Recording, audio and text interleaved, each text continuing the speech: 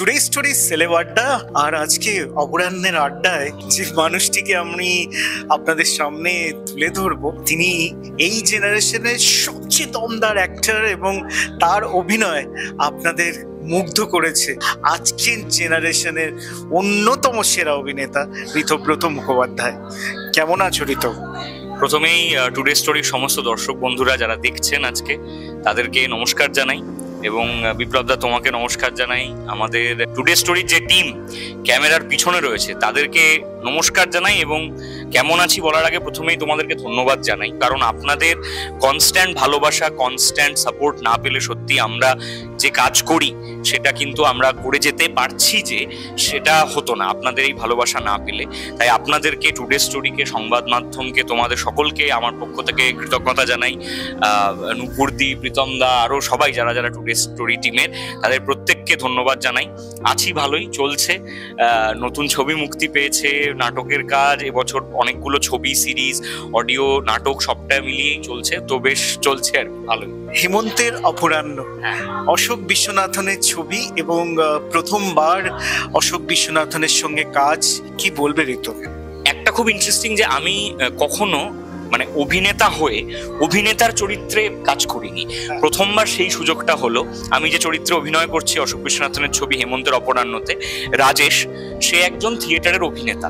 মফস্বলের একটি থিয়েটার দলকে কেন্দ্র করে আমাদের এই গল্প, পথিকৃৎ নাট্য গোষ্ঠী সেই দলটির নাম। তারা একটি নাটক নির্মাণ করছেন, তো সিনেমার মধ্যে নাটকও রয়েছে, আবার এই সিনেমার মধ্যে সিনেমার শুটিংও হচ্ছে, সেটাও আমরা দেখতে পাচ্ছি। তো অনেকগুলো অভিজ্ঞতা হলো যে আমি যেহেতু নিজে নাটকের সঙ্গে যুক্ত, নাটক দিয়েই আমার শুরু এবং এখনো থিয়েটার করি, সেই জায়গা থেকে একজন অভিনেতার চরিত্রে অভিনয় করতে বেশ ভালো লাগলো। কারণ অনেকগুলো লেয়ার আছে। ধরো আমি নিজে অভিনেতা, আমি অভিনেতার চরিত্রে অভিনয় করছি। এই যে রাজেশ ছেলেটি, এ একটা নাটকে একটা চরিত্র করছে, এ আবার সিনেমায় একটা চরিত্র করছে। তো একই ছবির মধ্যে অনেকগুলো চরিত্র হয়ে ওঠার একটা বেশ মজা আছে। সেই মজাটা প্রথমবার একটা এক্সপিরিয়েন্স করতে পারলাম। লেজেন্ডারি ডিরেক্টর অশোক বিশ্বনাথনের সঙ্গে কাজের যে অভিজ্ঞতাটা, এটা যদি একটু শেয়ার করো।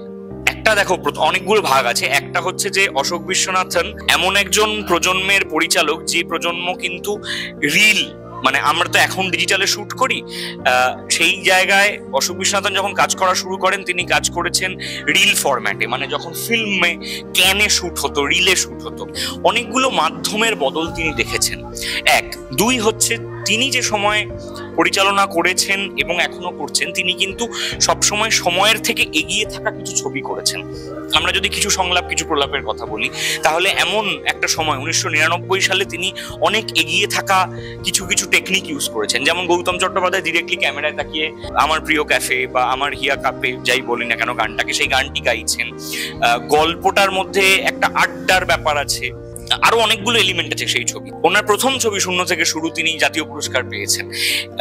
উনি সবসময় সময়ের থেকে এগিয়ে থাকা গল্প বলেছেন। তিন, উনি এমন একজন শিল্পী যিনি সবসময় একটা সোশ্যাল বার্তা আছে ওনার ছবির মধ্যে। সবসময় সেটা রাজনৈতিক বার্তা আমি বলছি না, কিন্তু আমি বলছি যে একটা সামাজিক বার্তাও আছে তার গল্পের মধ্যে। এইবারও হেমন্তের অপরাহ্ন তো দেখতে পাচ্ছি কোভিড সময়কার, কোভিড পরবর্তী পৃথিবী, সেটার গল্প রয়েছে। মানুষের একাকিত্ব, কোভিডের সময় আমরা যে বাড়ির মধ্যে আটকে রয়েছি, একটা একাকিত্ব, সেটার গল্প রয়েছে। অনেকগুলো সামাজিক দিকও আছে এই গল্পটার মধ্যে।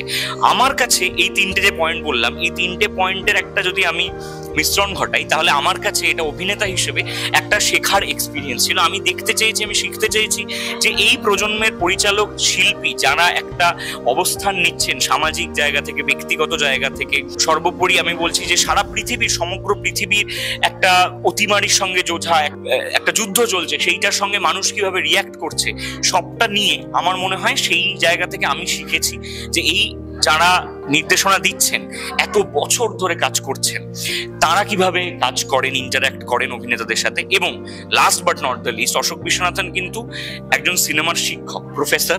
তিনি সিনেমা পড়ান, তিনি সিনেমা নিজে পড়েন এবং তার সিনেমা জাতীয় এবং আন্তর্জাতিক স্তরে পড়ানো হয়। তিনি কিভাবে নির্দেশনা দিচ্ছেন, অভিনেতারা কি করে সেইটার সাথে কোপ আপ করছেন, এটা আমার একটা শেখার ইচ্ছে ছিল। সেইটা আমি বলবো যে এটা আমার কাছে অনেকটা একটা ক্লাসের মতো হয়েছে। অনুষার সঙ্গে প্রচুর কাজ করেছো, সেই অনুষার সঙ্গে আবার হেমন্তের অপরাহ্নে কাজের একটা অভিজ্ঞতা হলো, কেমন ছিল সে? অনুষার সাথে কাজ করতে ভীষণ ভালো লাগে। তার একটা বড় কারণ হচ্ছে অনুষার যেটা প্রথম ছবি দুর্গা সহায় অরিন্দম শীল পরিচালনায়, সেটাই আমরা একসঙ্গে প্রথম কাজ করি। অনুষা আমার থেকে কিছুটা বয়সে বড় হলেও অনুষার আমার মধ্যে একটা ভীষণ বন্ধু তো একটা আছে, সেটা মূলত অফ স্ক্রিন এবং অন স্ক্রিনের একটা মিশ্রণ। মানে আমরা রিল লাইফ এবং রিয়েল লাইফ কোথাও একটা আমরা এটাকে আলাদাও করেছি, কোথাও একটা এটা মিশেও গেছে, যে কারণে আমাদের যে কেমিস্ট্রিটা ন্যাচারালি আছে সেটা কখনো স্ক্রিনে ম্যানুফ্যাকচার করতে হয়নি আলাদা করে। আমাদের ব্যক্তিগত জীবনে যে বন্ধুত্ব আছে সেইটাই কোথাও একটা স্ক্রিনে চলে এসেছে বারে বারে। সেটা জেনারেশন আমি হতে পারে, গোয়েন্দা জুনিয়র, কিশোর কুমার জুনিয়র, দুর্গা সহায়, এতগুলো ছবি হতে পারে, এবং আবারও হেমন্তের অপরাহ্নে। আমার মনে হয় যে আমাদের যেটা সত্যি আমি খুবই ভালো লাগে দেখে, যেটা হচ্ছে যে আমাদের পেশাগত যে সম্মান একে অপরের প্রতি এবং ব্যক্তিগত যে সম্মান একে অপরের প্রতি বন্ধু হিসেবে, সহশিল্পী হিসেবে, এই দুটোই ভীষণ রকম ভাবে সমান তালে সমান্তরাল ভাবে এগিয়েছে, যে কারণে আমাদের কাজ করতে খুব সুবিধা হয়, কাজ করতে ভালো লাগে একে অপরের সঙ্গে, এবং বারবার মনে হয় একসঙ্গে কাজ করি। মাস্টার ক্লাস করতে করতে এইবার কি মনে হচ্ছে যে আমি পরিচালক হিসেবে আমার একটা নতুন জন্ম হবে এবং সেই জন্মের একটা আভাস আমি পেয়ে গেলাম? দেখো, পরিচালনার ইচ্ছে আমার ছোট থেকেই বিভিন্নভাবে আছে। তোমরাও জানো, বাম্পার বলে আমি একটি শর্ট ফিল্ম তৈরি করেছিলাম খুব অল্প বয়সে, 14-15 বছর বয়সে। আমার পরিচালনার খিদেটা তখন থেকেই। আমি থিয়েটারও ডিরেক্ট করেছি বিভিন্নভাবে, কখনো মঞ্চে, কখনো অফ প্রসিনিয়ামে, বা যেটাকে আমরা অন্তরঙ্গ থিয়েটার বলে থাকি, সেইভাবে বিভিন্ন নির্দেশনার কাজ আমি করেছি। এখনো নির্দেশনার কাজ করছি, কিন্তু সেটা ছবি হয়তো নয়, সেটা আমি কর্পোরেট ফিল্ম বানাচ্ছি, বিজ্ঞাপনের কাজ করার চেষ্টা করছি, নাটক নির্দেশনার কাজ করছি। তো নির্দেশনার কাজ এইভাবে মঞ্চ, ছোট পর্দা, অডিও সবটাতেই আমি চেষ্টা করছি। আমি মনে করি যে নির্দেশনা করতে গেলে যে শিক্ষা, যে ট্রেনিং লাগে, যে দর্শন লাগে, সেটা তো আমার সেভাবে হয়নি।